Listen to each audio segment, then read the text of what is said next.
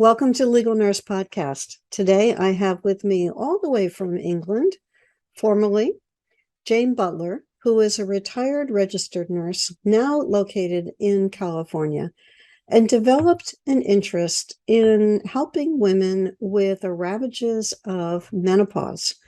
She referred to going a little meno crazy herself and discovered some techniques and some holistic health methods to help women in that phase of their life. Many nurses are women. Many nurses and men who love women going through menopause see the struggles.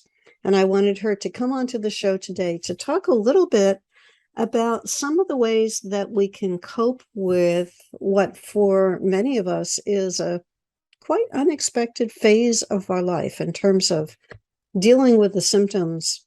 As somebody referred to at one time, she had her own personal furnace inside her when she got her hot flashes. I know, Jane, that you focused on some of the symptoms of menopause, and there's one in particular, which is sleep, that can be quite disrupted. So let's start there in terms of what happens in the menopause process and how does that affect the sleep patterns that we have. Well, hi, Pat. First of all, thank you very much for asking me along today. This is great. I think this is a key feature that I'm so passionate about that I really want people to know about, because despite us moving on and living in a time that we speak openly about things, I still believe menopause is a little bit of a taboo subject, because my experience is that people feel they are getting old when they talk about menopause. But it's a natural progression for all of us, as was puberty as we all grew up. So I think it's great that we pursue this a bit further and go into depth. So for me, I think when we hit menopause, so many things happen.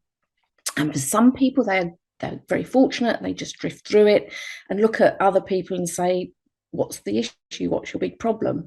And like you say, you've heard it before, somebody will say, I feel like I've got a furnace going on inside.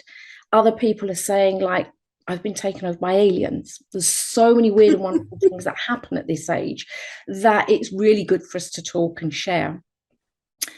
So for me, myself, when I think about menopause and sleep, sleep is a huge foundation of us for good health.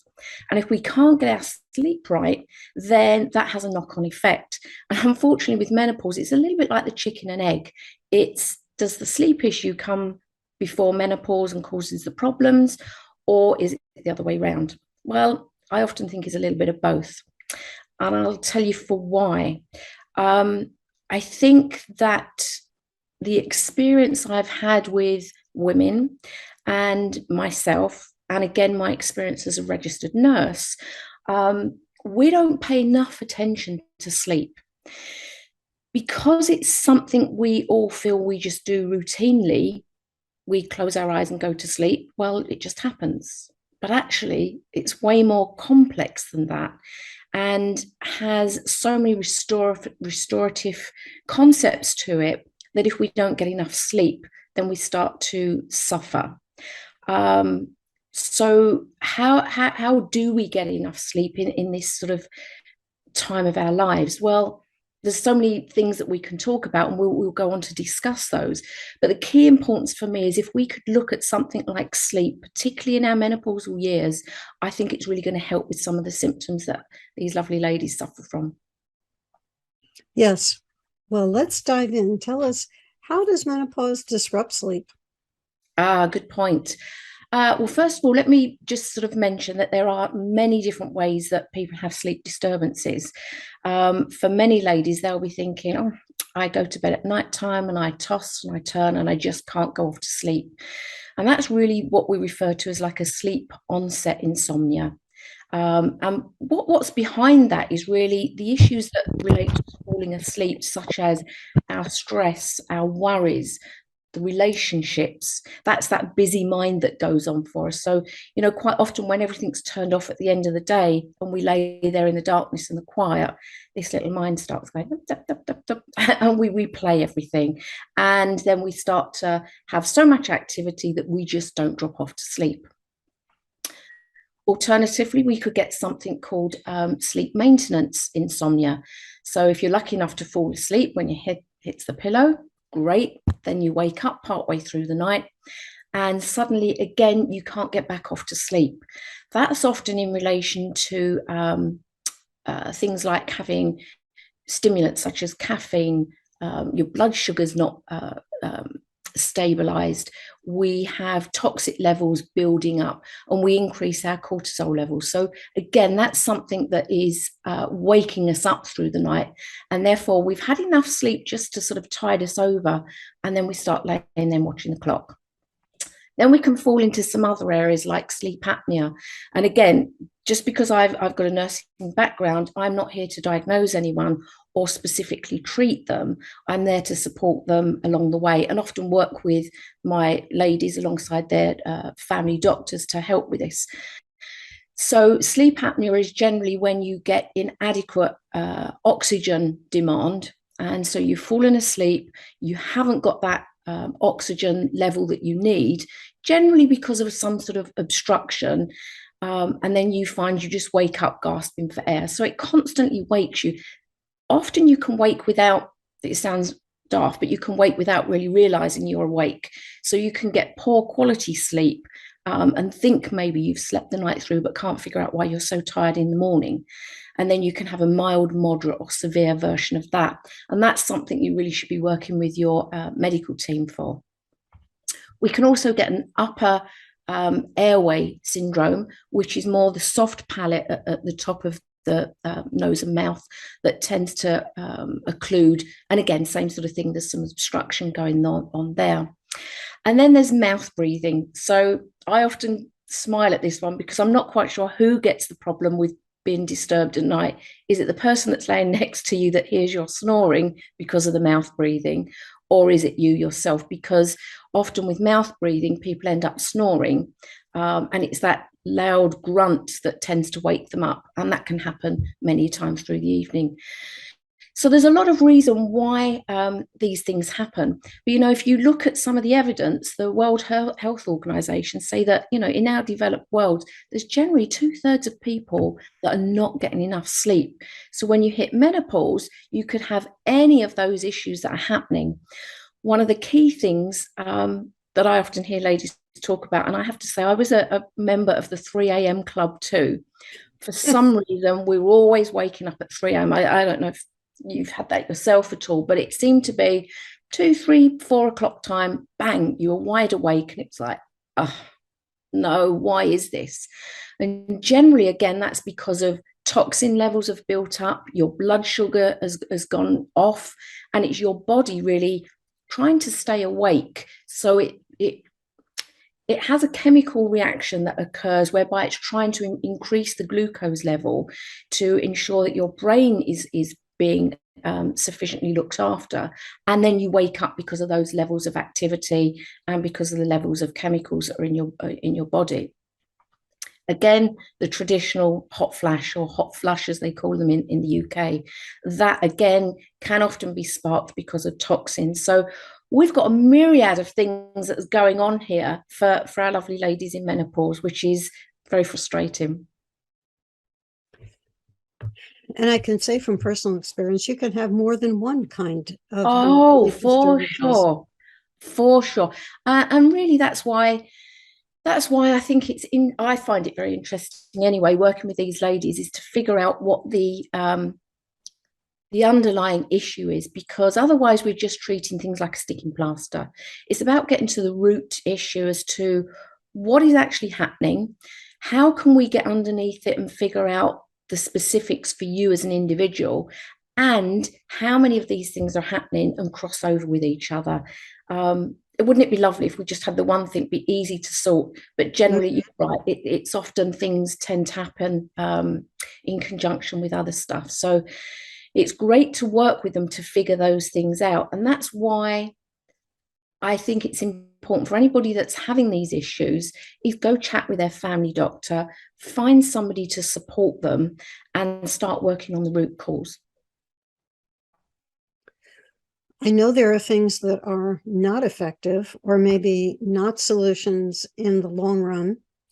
Can you comment on some of those that we might think are going to work, but actually are not going to help the problem?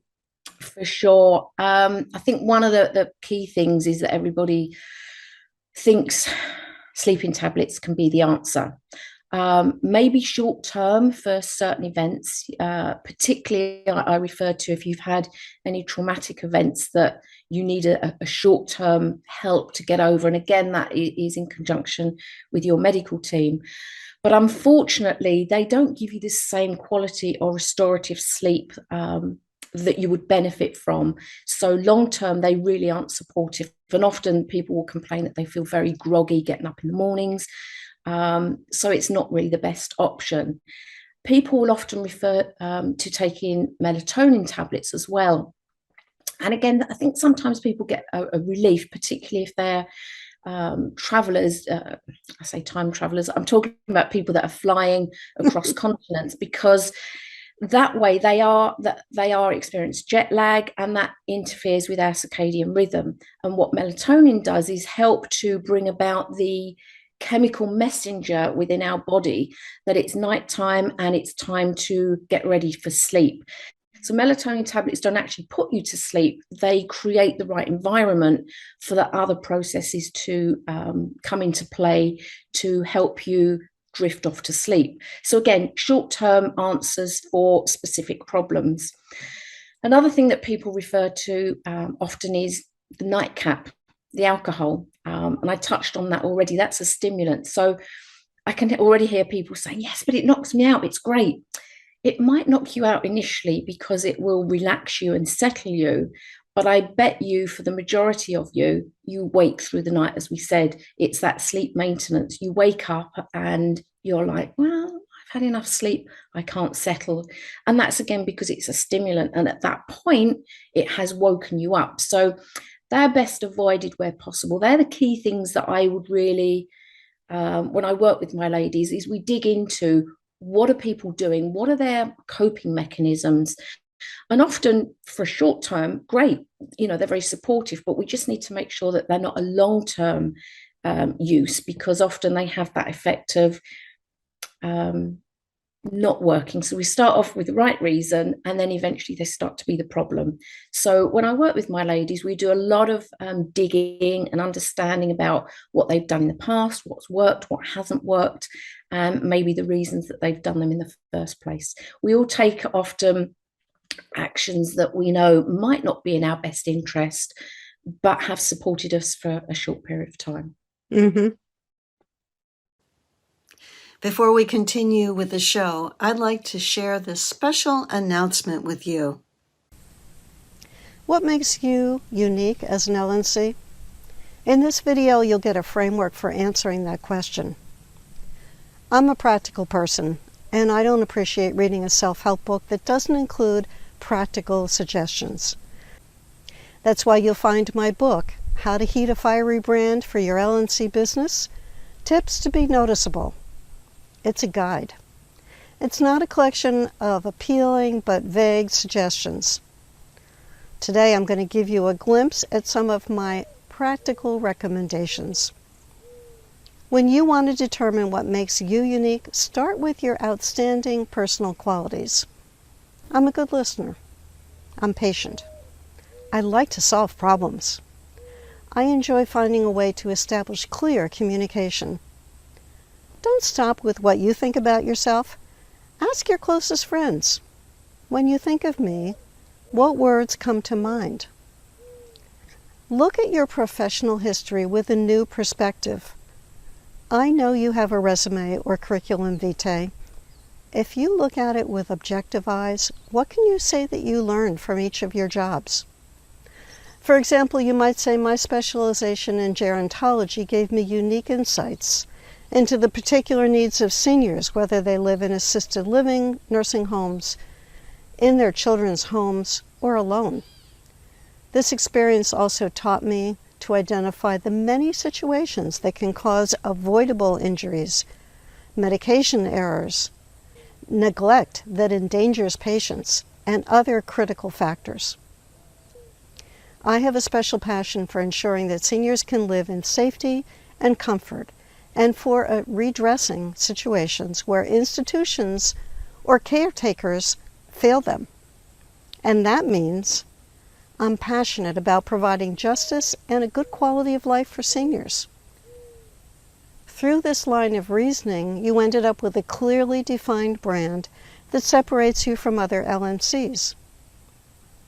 It could cost you thousands of dollars to have a brand specialist hand you this conclusion.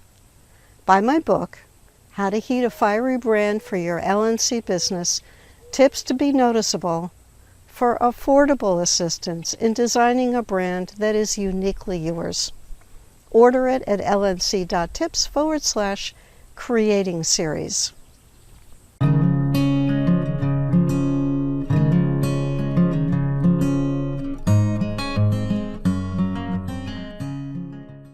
Now let's return to the show.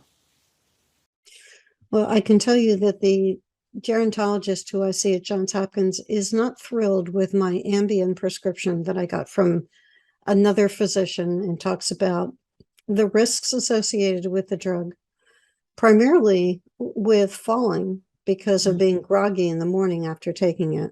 It sometimes leaves me with a headache in the morning, and that can even last all day.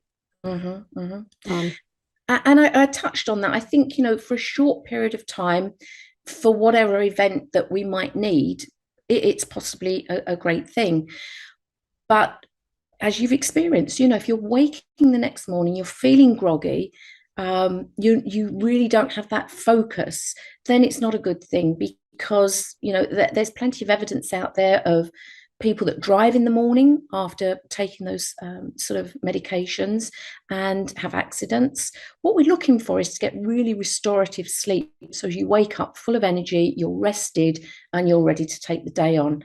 And we can get to that. I know I've seen it myself, and I've seen it with a lot of my clients. We can definitely get to that if we make some changes. I think about two people who told me their stories. One was a male nurse who woke up in the middle of the night in his backyard in his underwear, digging in the dirt after taking Ambien. Yep. And a person who got in a car and drove 100 miles in California in the middle of the night after taking Ambien, and kind of came to and said, where am I? And what am I doing in this car behind this wheel? Oh, wow. That would make an impression on you. So frightening. And there's so many of those stories out there. So I think if we can get to the root cause and we can treat things naturally, then that's not going to be an issue for people. So I get very worried about those type of stories. Yeah. And we all go through ups and downs, so there's no blame to anybody for this. I just think we all do the best we can at the time, and it's about figuring out, is that best going to support me ongoing, or can I make some, often for some people, small changes? For other people, it could be a little bit more, but can I make those changes that are going to support me through life? I'm sure people get fed up with, it's like life changing, and diets and so on and so forth. But it's really interesting. I like to go back in time a little bit, that people of our age, ladies that are going through menopause at the moment, I'd really invite you to think back to when we were at school and consider how many other kids in school and maybe in your class were obese. How many of them had problems like asthma or eczema, or skin problems? And I bet if you think back when we were younger like that, it was very, very few kids, to be fair. Now it seems to be the norm, and we seem to accept it as the norm. And actually, that doesn't need to be the case. I truly, truly believe it's about what we eat and we drink, the environment that we're in, that starts then to set those genes off into a spiral of causing us problems. So I know a lot of people get get very frustrated with, oh, it seems to be the answer to everything. But I seriously believe we can take a look at the things that we eat, the things that we drink, our mindset, our activity, and that will all play a part on who we are and how we experience our health. And I believe the same goes through to menopause as well, because for those ladies that go through menopause, great, no symptoms, they feel fine. That's generally how most of us could be. And when I start working with my ladies and figure out with them what their lifestyle is about, we often see that there's things that we can play around with quite simply that make a huge difference for them. Hmm.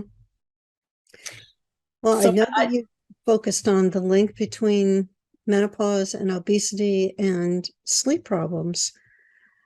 And I've been focusing on this and reading a lot recently about the the harmful chemicals and processed foods and the way that we've gotten away from a healthier way of eating mhm, with more dependence on fast food.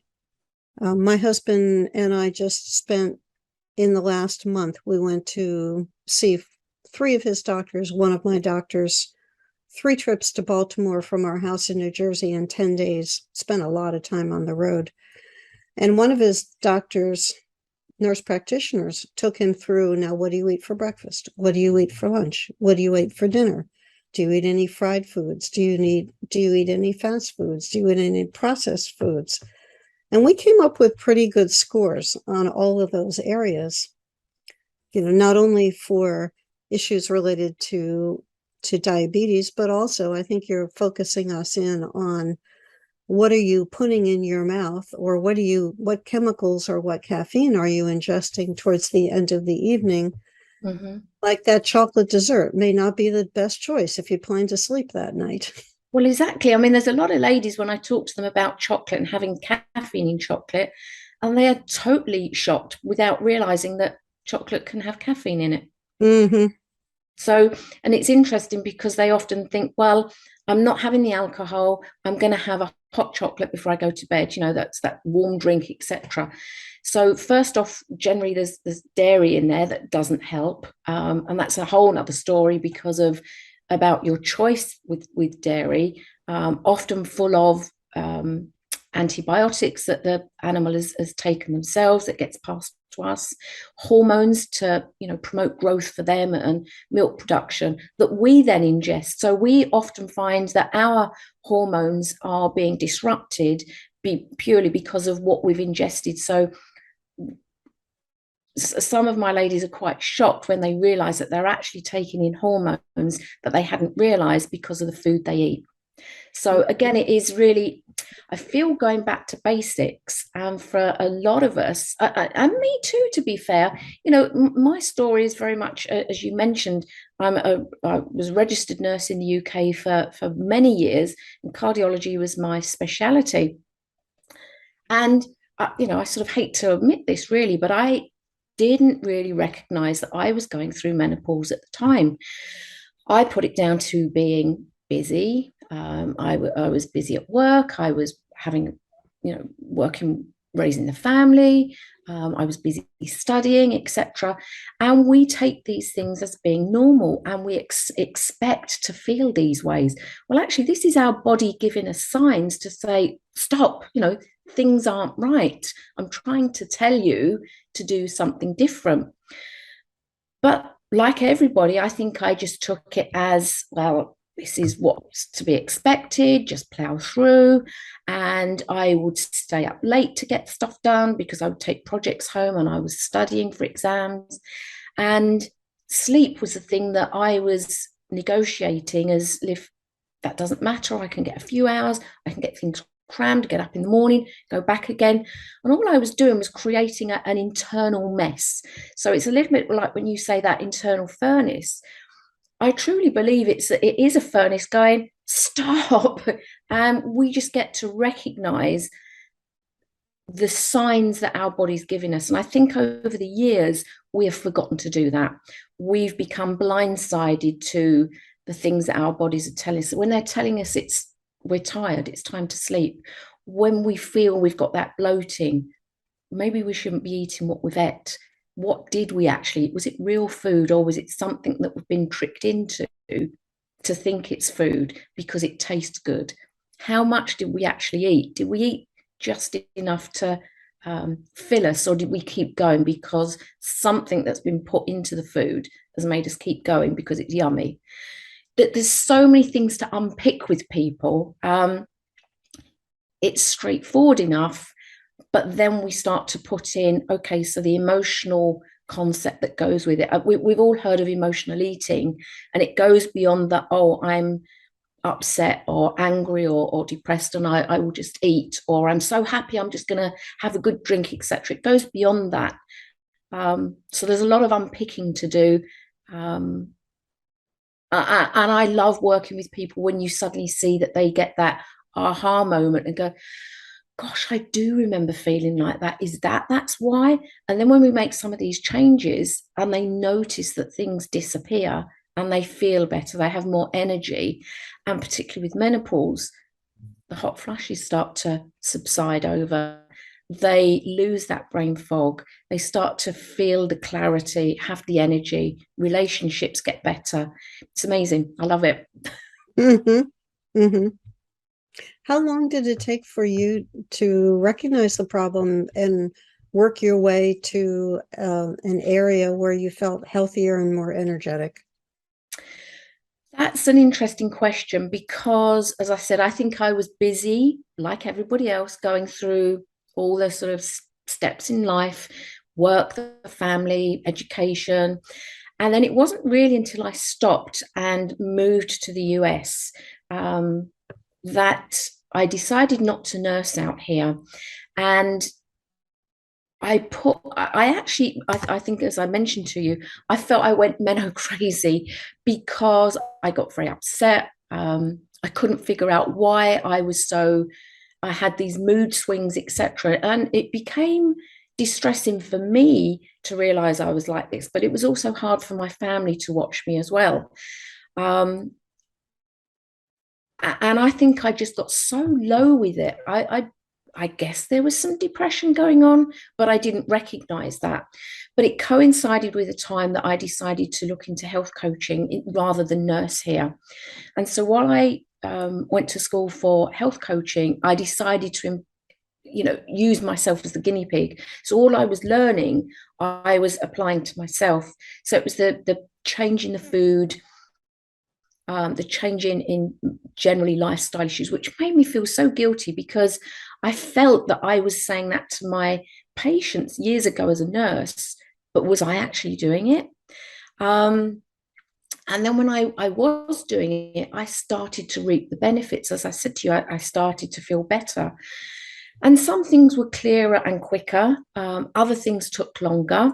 And again, I won't lie, we often find ourselves falling back into old habits. So it's about breaking habits that we have, the non-supportive habits, and creating better habits that contribute to a supportive environment for our health. So some things were quick wins for me. Other things took a little bit longer. And it was the fact of having some accountability, one through my family, but also I got myself a coach at the same time, really to focus me in on things and remind me that just because things didn't necessarily work one day didn't mean it was an all or nothing and, well, it doesn't work. It was like, okay, the next meal, do something different. The next exercise session, do something different. As I said, there were some very quick wins. There was some that took a little bit longer, and some that still take an intentional concept around them, because particularly when you travel, you might not have the chosen foods that you want. So it's about making some different choices. And I never think that there's a good or a bad food. There's something that's either okay or something that's better. And it's about making a conscious decision all of the time. What can I do that's best for me at the moment? And if it's not totally in my best interest, that's fine. The next one can be. Well, Jane, you've shared so many great tips that I know our listeners can apply, and some are going to want to know how to connect with you to find out more about you and the services that you offer. You mentioned that you're a health coach. What would be the best way for our listener to be able to connect with you? They can take a look at my website, which is individuallyyoucoaching.com. And I called it that because I think everybody is individual. What works for one person doesn't always work for somebody else. They can also connect with me at Jane at individuallyyoucoaching.com, and I will get back to them then. All right. And just to clarify, is it individual you coaching or individually you? Individually, and I'll make sure you have that link. Okay. Individually Yes. you coaching.com. Mm-hmm. Wonderful. Jane, thank you for sharing your wisdom, opening yourself up to discussing some of the challenges that you had in a phase of life that affects everyone to some degree or another. And also discussing a problem that affects you whether you're in your menopause years or not. And that relates to healthy sleep, calming your mind down enough to be able to go to sleep. I had that sleep-induced sleeping disorder when you're trying to sleep onset, when you're trying to calm everything down. Mm-hmm. Sometimes I practiced my breathing. Sometimes I've started with my toes and concentrated on the sensations in my toes and worked my way up my body. And then waking up in the middle of the night and not being able to go back to sleep, which is really pretty annoying if it's 2 o'clock in the morning or 4 o'clock when you don't want to be up the rest of the night. Totally, I understand. Yes.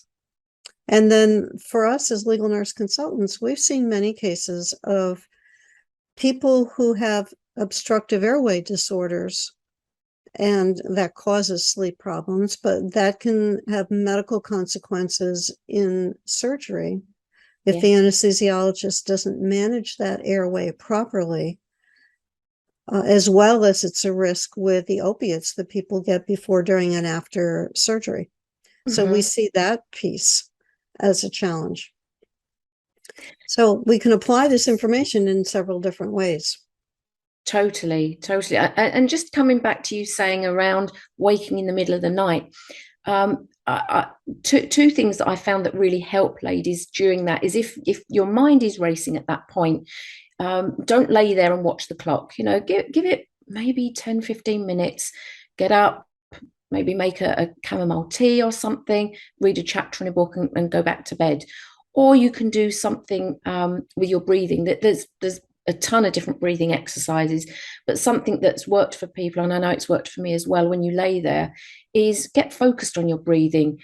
Inhale for say 4 seconds, a count of 4, and then exhale for a count of 8. What you're doing is activating your parasympathetic system, which is your rest and relax system. So that helps you to drift back off to sleep too. All right. Great tip. I appreciate that. I appreciate you, Jane, for being a part of this interview. And I appreciate you who's watching this podcast on Legal Nurse Business YouTube channel or watching it on our podcast.legalnursebusiness.com, part of our website. You will find all of our past podcast shows on podcast.legalnursebusiness.com, as well as the ones at least 3-4 years worth on our YouTube channel. This is now our 7th year of Legal Nurse Podcast, and I appreciate you as one of our viewers, one of our listeners, who has been getting a great deal of satisfaction and tips and knowledge from Legal Nurse Podcast. Be sure to come back next week, or if you're binge watching, click on down below. There's another show waiting for you. Thanks so much. Welcome to Legal Nurse Podcast. My name is Pat Iyer, and coming up next, you're going to have an opportunity to hear firsthand from Becca Swan, a legal nurse consultant who spent some time in the L&C field before returning to the critical care environment at the height of the COVID pandemic. Becca, what were some of the topics that we covered in your podcast? We covered my initial LMC experiences and my first role. And then we also went into the critical care field that I returned to in 2020 and how that was different pre and post COVID. We spoke about challenges associated with COVID in the ICU setting, and a large topic that we're all interested in is the sources of liability in the ICU during COVID. You'll want to be sure to hear Becca's podcast, which you can do on audio channels and also watch it on our YouTube channel, which is Legal Nurse Business.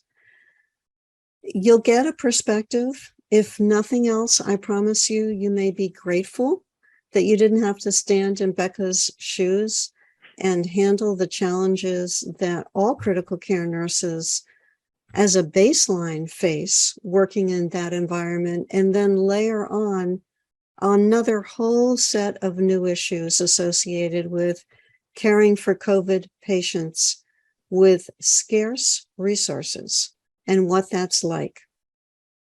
Be sure to check out Becca Swan's podcast and leave us a comment if you're watching this on our YouTube channel. After you look at Becca's podcast, leave us a comment. Tell us what you think.